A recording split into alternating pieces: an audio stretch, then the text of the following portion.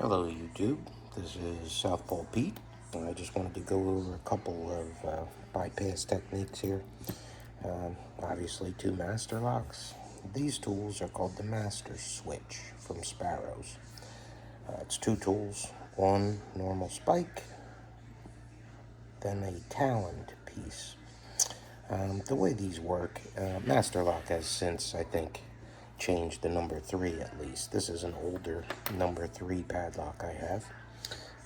And the way that this bypass works is you take the taloned piece first.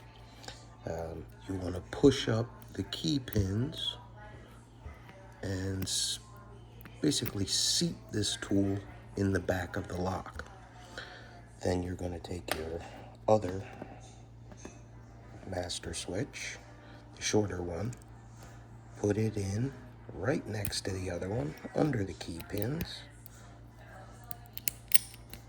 and that's open. With this one, same idea.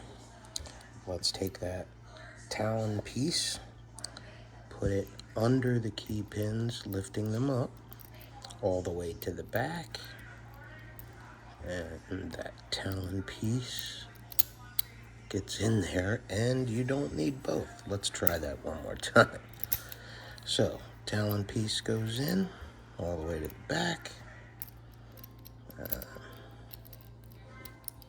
seated in there. Oh, wow. There it is, seated.